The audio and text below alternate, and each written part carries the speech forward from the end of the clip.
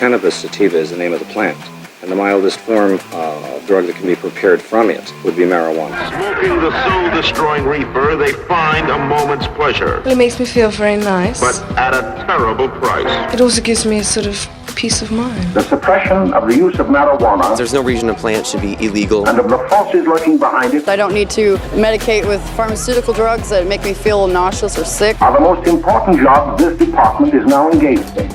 Today on the Canadian Potcast, we've made it to the 12th episode, a full year of podcasting about pot. To celebrate, we've got one of the world's leading cannabis journalists, Rachelle Gordon. She's here to talk about the transformation of cannabis media and what it's like to travel the world writing about weed. I think most people just assumed that we were all tourists, but typically, if I were to be asked directly, I usually would say that I would be there for a work conference. Plus, as we near the end of our first season, we're going to indulge in a little self-reflection and a little self-congratulation. We've made some pretty cool episodes over the past 12 months, so we're going to go back to our favorites and have a little podcast party with them. They've been doing surveillance on me in a bunch of locations for at least 6 months and following me around, although they didn't quite get me. At least until the end of World War II, Japanese people believed that our emperor was the direct descendant of these gods in Shinto. So the royal family and Shinto are like one. And the cannabis for the emperor was always a part of the institution. Mr. Parker was very, very, how should I say it? He was strong-headed about how he wanted the case to go. He would rather go down and lose and go to jail than to compromise his case. That's all coming up after the latest pot news. With the latest pot news, I'm Jay Coburn.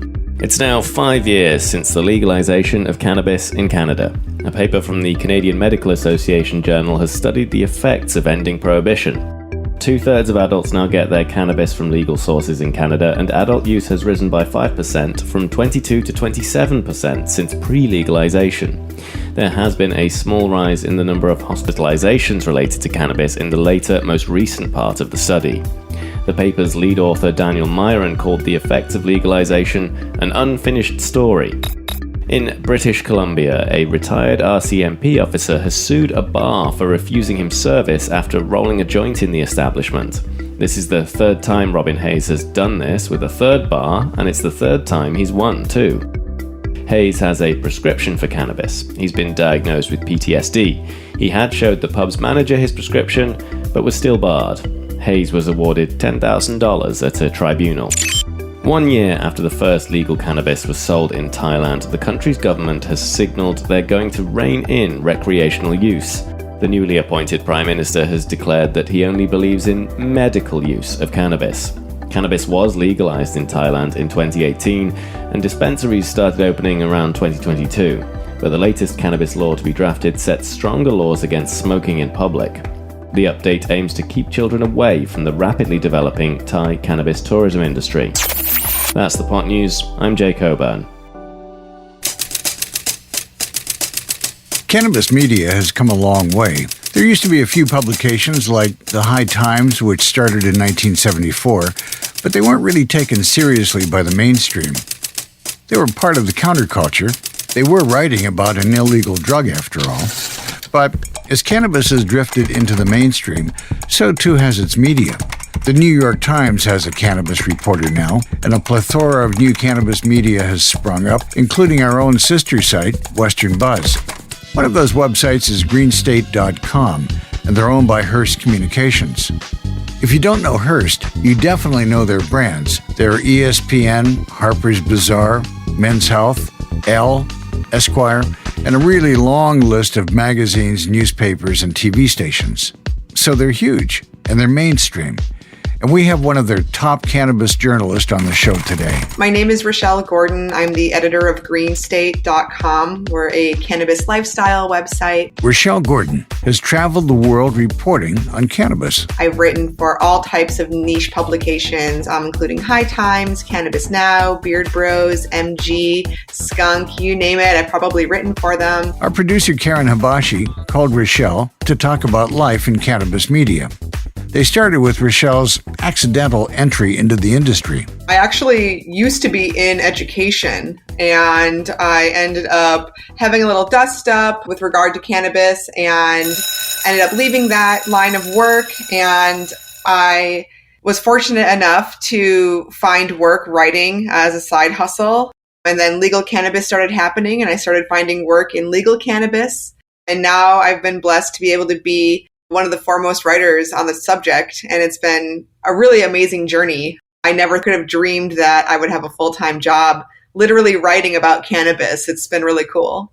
I'm a North African, and it's such a huge stigma and a taboo for a woman talking or working with cannabis, writing or reporting around it. It's never been heard of. So how was it for you? Like, did you get asked a lot? Did you use cannabis? Do you still use it? Or are you just writing about it? And I myself have used it before. So what about your journey? I was actually pretty anti-drug and alcohol in my youth. I was kind of nervous to try cannabis. I had some older friends who consumed, and I eventually tried it, and I found that I really liked it. I come from a very heavy drinking culture in the Midwestern part of the U.S. And I just found that it was so much nicer than alcohol in a lot of ways. And then I ended up going to Amsterdam when I was 20. I was an au pair for 8 months in Amsterdam, a little outside of there. And I got to really be immersed in the cannabis culture. You know, this was far before we had any conversations about adult use legalization in the States.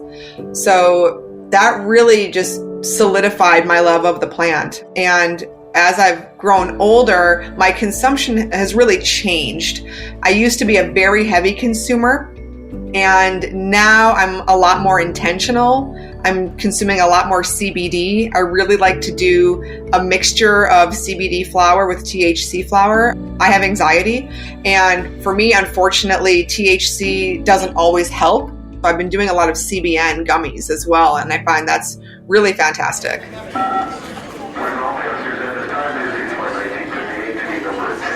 So you mentioned that you travel the world reporting and writing about cannabis. How does it work around the world, you know, with places that allow it, but they don't really allow it, sort of? What do you tell them, like, on borders? Do you tell them, oh, I'm a cannabis journalist? I don't know if it's the fact that I'm an American or what it is, but I've never gotten much flack at borders or many questions. I've found that people who are not from the US who are coming here for conferences have had a lot more problems, actually. I was recently in Barcelona for Spanibus, and we came through France, and there were no questions about why we were there. I think most people just assumed that we were all tourists. But I typically, you know, if I were to be asked directly, I usually would say that I would be there for a work conference, and typically the context doesn't matter. I would not be dishonest, though, but I do caution people to just be aware. I would never travel internationally with any sort of contraband. I think that's a terrible idea. You don't want any legal problems. So I feel like honesty is the best policy, though, first and foremost. When you started going into the journalistic side of things and becoming a full-time reporter, journalist, writer, editor about cannabis, 8 years ago versus now, did the perspective change? The demand for cannabis-related content, especially on the mainstream, is increasing because there are so many more states and more markets coming online. The interest is really, really fascinating, and people want an authoritative, accessible source. And so at GreenState, our parent company owns a lot of newspapers and magazines. You know, they own Good Housekeeping. And when I took the position of editor, I knew that there was a possibility that I could reach more people through their mainstream audiences, and that cannabis may be a niche, but it's one that's becoming more part of the mainstream narrative in the news cycle. You know, especially lately, all the conversations around, will America deschedule or reschedule cannabis? What's going to happen there? There's a lot of interest in this just in general. And so it's been really cool to see it continue to shift in that way. I remember when I started this journey, I had people in my extended family who said, "You're just obsessed with marijuana. this will never go anywhere. This career will never go anywhere. And now I'm working for one of the biggest media companies in the world, writing about cannabis. And, journalism, it's a tough beat right now overall. More people are consuming content online that regular folks make. They're looking at TikTok, right? As opposed to reading the New York Times. And so there's been a challenge in the media to catch up, and they understand that cannabis is trending and it's popular. And so they want to be a part of that narrative to capture that target audience. And so it's been really interesting to see some of the weed publications that were around when I started kind of get scooped up by other companies or disappear, and then more mainstream publications rising up. But what I will say is that cannabis news is not just cannabis news, it's news. There was a story, maybe it was about a month ago, that High Times initially ran about how Taylor Swift went to a weed club in New York. And the headline flew up, right? It was on like Yahoo, it was on MSN, it was on like all these crazy places. Well, it actually wasn't true. There was some mistakes in the story. But to me, the fact that something about Taylor Swift and cannabis written by a cannabis publication went so crazy viral in the mainstream, that signaled to me that the niche media is no longer niche. Like, we're all part of it. But I mean, anything with Taylor Swift, that's going to hit, right? Yeah, I was just going to say that. It's just because it's Taylor Swift. Like, put Selena Gomez, Taylor Swift with anything, I think it's going to pop everywhere. Do you think the social media is helping the cannabis industry to get more recognition, and that's why the mainstream media is capitalizing on that? Well, yes and no. The problem is that social media really likes to censor cannabis content. TikTok hates cannabis content. There are some creators on there, but it's very difficult. Meta, which owns Facebook and Instagram, they don't like cannabis people either. Many people that I know, including myself, have had their accounts deleted by Instagram for promoting illegal products. And we're oftentimes very, very careful. I'm a journalist. I don't sell weed on Instagram, but the fact that I even have a hashtag, hashtag cannabis, boom, kicked off Instagram. And meanwhile, there's scammers out there, there's hackers out there, there's imitators out there, no problem.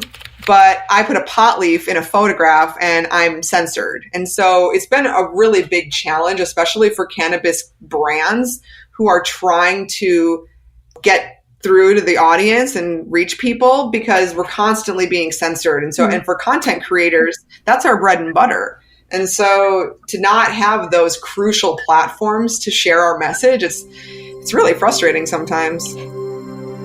So what do you expect for the next year for the cannabis and media? Well, I think there's a lot of interest right now because of the conversations that are happening in the US on the federal level. And so I think that there's going to be more mainstream reporting on these subjects. I don't think that there's only going to be the niche publications. I think there's going to be more interest from mainstream pubs, and especially too, when more states come online, those local media markets, they're reporting on it too. I'm based primarily in Minnesota, and we only just recently went legal for adult use. And so everyone around here is reporting on it, right? Every single little step, people are reporting on it because there's interest. And so when a state comes online, there's going to be more coverage ultimately in that state. And so I think we're just going to keep spreading. It's like the roots of a tree, right? We're just going to keep going. That was Rachelle Gordon, editor of GreenState, with our producer, Karen Habashi. I'm looking at what we've got planned for the next season of the Canadian Potcast, and it's pretty cool. We're going to play around with the format a bit. It's going to be a bigger and better podcast with some fascinating people and stories. So I hope you'll stick around and find out more about that. But the next podcast season does have a lot to live up to, if I say so myself. As well as a stellar collection of interviews by Karen, we've told stories from cannabis history in this segment, which we call the Rear View. So for this Rear View, we're doing something a little different. Instead of pot history, we're going to tell our own story. Here's a bit of podcast history. In our very first episode, we went back to that pivotal moment in Canadian history when cannabis was first prohibited. It started with a riot in Western Canada, a race riot. 1907, Vancouver. It's early September, and summer is beginning to slide into fall. thousands of people are gathered outside City Hall, carrying signs that say things like, "For a white Canada." The crowd is scared. If you ask them, they'd say that Asian immigrants are going to undercut their wages and seduce their women with opium. Not cannabis. In 1907, it was unlikely that these people had even heard of cannabis. The riot was organized by the Asiatic Exclusion League, a racist organization whose goal was to keep Asian people out of North America. They were influential, and the mayor of Vancouver was a member. At their first meeting, the Liberal MP for Vancouver warned of an invasion of Asiatics who were swarming into our country every month. Newspapers were complicit. If you look at the front pages of the Vancouver province, the first 10 years of the 20th century, you'll see racist cartoons, you'll see the talk of the yellow peril and how the bright-browed races of British Columbia are under attack. That's Neil Boyd. He was a professor of criminology at Simon Fraser University for 43 years. The fact that you could have these racist cartoons and constant chatter on the front pages about the yellow peril and how British Columbia was being overtaken, that suggests that it was a mainstream view. Anti-Asian racism had been simmering in Canada for years, enabled and even encouraged by various levels of government, and on September 7, 1907, the kettle started to boil. Yet another boatload had arrived in Vancouver of immigrants from Asia. So we had in September of 1907 a gathering of about 10,000 people close to Main and Hastings, where Main and Hastings is today. They heard from local conservative politicians, people from the Asiatic Exclusion League, and at the end of the meeting, they moved into the Japanese and Chinese sections of Vancouver and beat people up, destroyed businesses.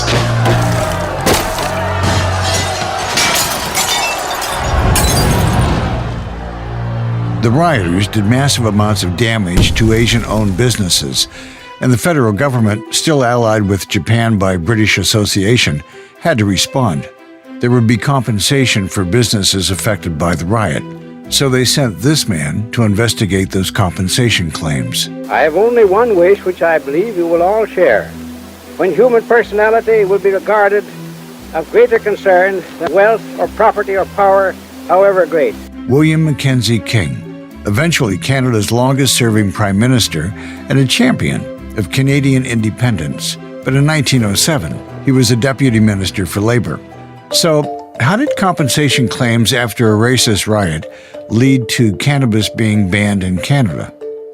It's a story of radical feminism, opium dens, and the Los Angeles Chief of Police. And it's in episode 1 of the Canadian Potcast if you want to listen to the rest.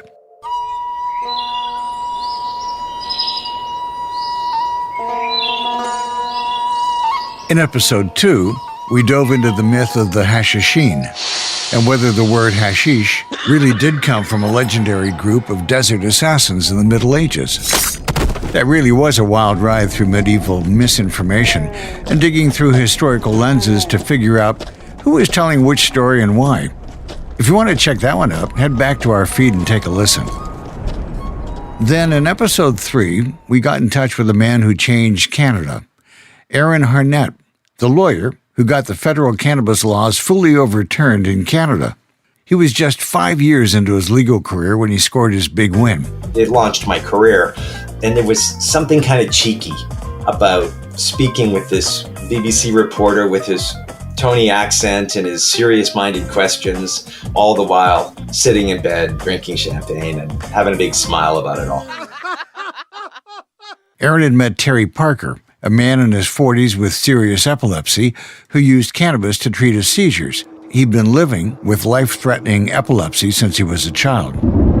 Epilepsy is the condition in which you have an underlying tendency to have seizures. And a seizure is an electrical storm of the brain. The whole brain gets activated, then the whole body jerks. And each one of those contractions in the muscles, each one of the lightning bolts in the storm. These are tonic-clonic, grand mal seizures, the worst kind that you can have, the ones that can kill you, the ones that can go on for hours at a time. And he would have one or two a day. And when you think about it, the ambulance gets called and you have injuries as a result of the seizures or the behavior of well-meaning, ill-equipped strangers or whatever the case may be. Life-threatening is not an understatement. To change the law, you need a test case. You need someone willing to fight a criminal charge based not on their innocence, but on the premise that the law itself is wrong. So, to Aaron, Terry was the ideal client. Because for Aaron, the end goal was always total legalization, and Terry shared that vision. Mr. Parker was very, very, how should I say it? He was strong-headed about how he wanted the case to go. There was going to be no 11th hour settlement on the courtroom steps. He would rather go down and lose and go to jail than to compromise his case, even if it meant that he was going to have his charges dropped, but it wouldn't help anybody else. That wasn't going to be good enough for him. It's not just a shared vision.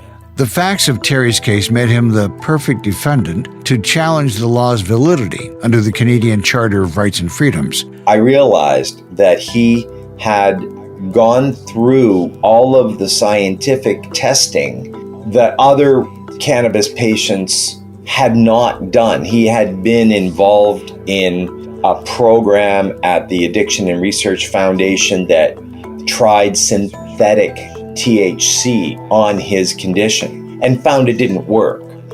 That is an amazing fact that helped to ground our arguments, because otherwise the judge could just say, you're premature, you're here complaining, you want to throw out a whole law because Terry likes smoking weed and it helps for his condition, but you haven't tried some of the other legally available THC analogs. Well, he'd already done that, and we could put that issue to bed.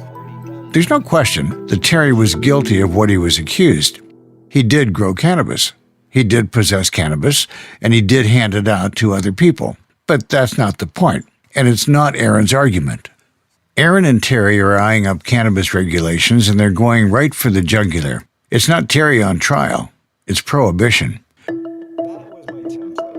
The trial judge was Justice Pat Lesage.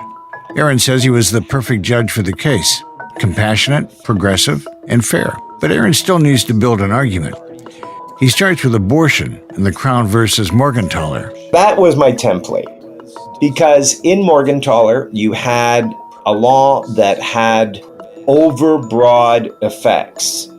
It was the law against being a party to or procuring a miscarriage, basically an abortion. And it was designed for certain legitimate purposes to prevent the ills as they were then conceived of, excuse the terrible pun, of a world in which doctors performed pregnancy-terminating acts that were not related to the eminent health concerns and urgent needs of the mother. Well, that purpose was ill-served by the broad nature of the prohibition. The law went way too far, and it had all of these terrible effects. Backroom abortions, or unwanted pregnancies that led to mental health problems for mom and health problems down the road, etc., etc. So the law was on trial. And the reason it was a template in Parker was it was a law about life, liberty, and the security of the person as it pertained to autonomous decisions about health. The argument was that the government was forcing Terry to choose between life with no seizures or life of pain and misery. He could take his medicine, cannabis, and be arrested, or he could stick with his ineffective pharmaceutical medication, putting his life at risk from grand mal seizures. In court, they showed, through Terry's meticulously kept diaries and some expert opinions, that he tried every other option. Not only that, even if Terry found a doctor that would prescribe cannabis, there was no legal way to access it. Then there was one moment in the trial where all of that was made crystal clear for everyone in the room. He had not had access to cannabis because he was prohibited from using it while he was awaiting trial because of the terms of bail. Terry had a seizure, right there in the courtroom. We were in this tiny little courtroom at Old City Hall, It has a little fireplace. It's like you're in someone's living room. It's a hilarious little courtroom. Anyway, that's where our trial took place, because there really wasn't very many people. There was me and Terry, the occasional reporter, and my mother, who was my secretary at the time, and who was taking frantic notes because we couldn't afford transcripts. So she was doing shorthand all day. And Terry went down and had a really hard, bad seizure right in the middle of one of the witnesses, I think. And the judge got a chance to see, front and center, what this is all about. It, let me tell you, it leapt off the page. You get a chance to see what this is really all about, what suffering looks like, and how if he just had access to his cannabis. This case brought a lot of court attention and turned Aaron into something of a superstar lawyer. But even after the first decision, the fight wasn't over. Find out what happened next and hear how blunt the judge's decision was in episode 3 of the Canadian Potcast. Another team favorite was in episode 4, where we learned about cannabis in Japanese culture. At least until the end of World War II, Japanese people believed that our emperor was the direct descendant of these gods in Shinto. So the royal family and Shinto are like one. And the cannabis for the emperor was always a part of the institution. This was pretty surprising because Japan has some of the strictest cannabis laws in the world. You can be thrown in prison for 5 years for possession, even on a first offense. The National Police Agency said on Thursday that over 4,300 people were apprehended in marijuana-related cases nationwide. The record number of incidents rose for a third straight year. But Japanese cannabis advocate Naoko Miki told us about how cannabis is actually an important part of Japanese spirituality. It's so important, in fact, that for the most important event in any new emperor's ascension, they wear hemp robes.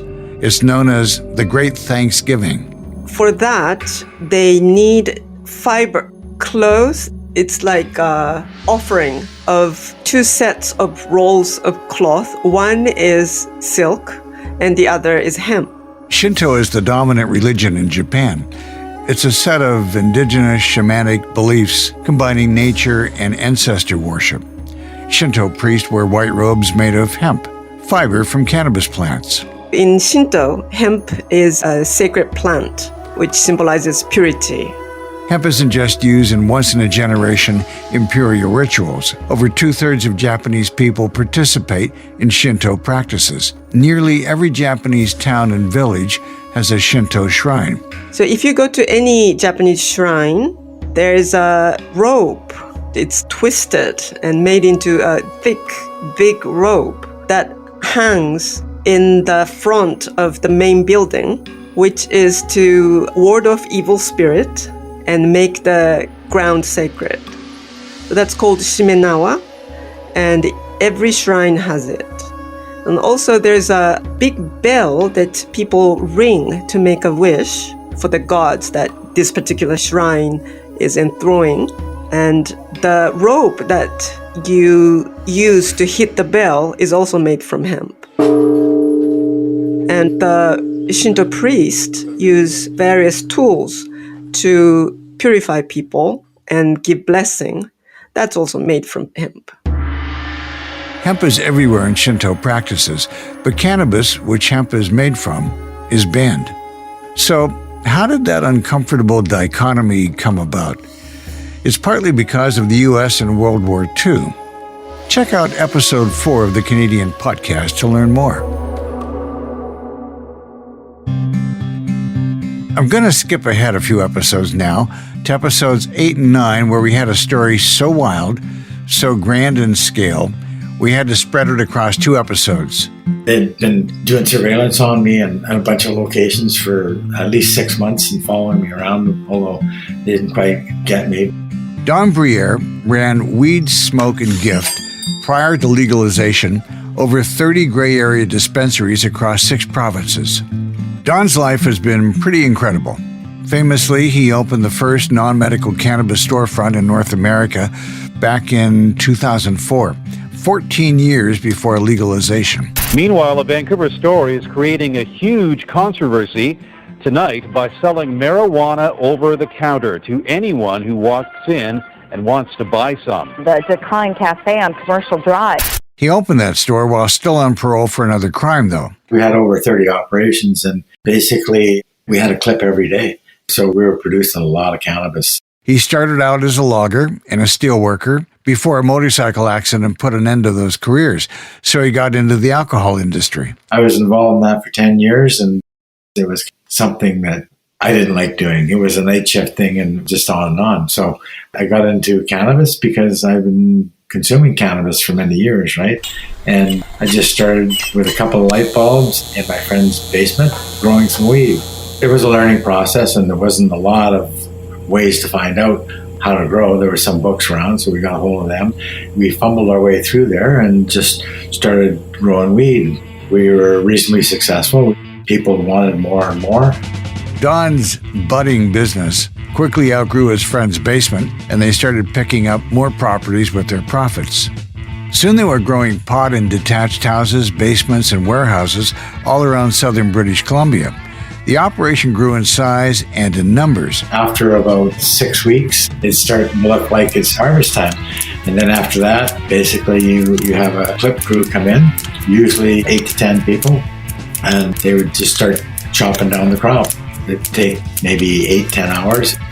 Don says that at their peak, the operation had 2 clip crews working full-time across 30 locations, with 2 people staffing each location full-time. In the end, we were producing about 2 tons of weed per year. So there was a lot of cannabis. In episode 8, Don tells us about the schemes and tricks he used to avoid the law, but eventually it did catch up with him. In 1999, 11 years after Don planted that first seed in his friend's basement, the police finally caught up with him. Oh, it went down pretty hard, yeah. Don was in one of his warehouses, not one of the big grow-ops. This was more like research and development. One morning, Don was sitting in the office of his 2,000 square foot warehouse. Between him and the main warehouse space was one-way glass, only transparent from the office and a door. He was paying a contractor when it happened. I'm sitting there, I'm just handing him the $5,000 in $50 bills, right? And I see this guy, and he leans over, and I can see him leaning over, and he's like this, banging on the glass door. And I'm like, what the F? And then I look, and right in front of my truck, there's this young guy, right? It's like he's running on the spot, and I'm looking at his off. It looks like we're getting raided. And then I told the other guys to say, hey, Jim, I just cracked the door open. And so he opened the door, and man, they just came in like guns up in the air, and they had balaclavas on, all bullshit. And it was like up against the wall, and holy, it was something else, right? Don says they were taken to lockup in Surrey. They kept us in throughout the weekend. We went in front of a justice of the peace, and the justice of the peace said, no, we're not letting these guys out. So they kept us in until we went to court. There wasn't a whole load of cannabis in the warehouse, but there was more than enough. They used my forklift to load all the shit up, and then they took my forklift. Later on, when I was rearrested, I seen my forklift in the basement of the police RCMP station there. They kept my forklift there, and they were using it for whatever, I don't know. But it's pretty funny. Well, not that funny. Don was sentenced to 5 years in prison. He served a third of that before he got on parole. And that's where the story picks up in episode 9. That's the story of Decline, the store that was raided on television. And Don's life after that consisted of skirting the law and eventually becoming a legitimate legal cannabis entrepreneur. Those are just a few of our stories, but there's more, like the tale of the Magu, the Chinese hemp goddess. That one was in episode 6. Or how snowboarder Ross Rebliati had his Olympic gold medal revoked, then reinstated over cannabis, but still got banned from the U.S., leading to the end of his snowboarding career. That's episode 11. If you haven't heard any of these episodes, go listen. Honestly, they've been a blast to make.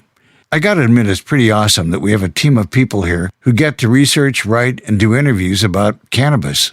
So go listen to our stuff and read the articles on westernbuzz.ca as well. Thanks for listening to the 12th episode of the Canadian Potcast and the last one in Season 1. A full year. Not bad, eh? We're coming back for season 2, though. We're starting with something really special. Tommy Chong, as in Cheech and Chong, will be on the show with me. You know, he's such an interesting guy with such a unique perspective on life, spirituality, and of course, cannabis. And with so many crazy stories to tell about being a film star stoner, you're going to love it, and I can't wait for you to hear this interview. I hope you'll join us for the next episode of the Canadian Potcast. Hit the subscribe or follow button to make sure you do. And while you wait for the next episode, why not go to westernbuzz.ca? Another Everything Podcast production. Visit everythingpodcast.com, a division of Pattison Media. Subscribe wherever you get your podcast.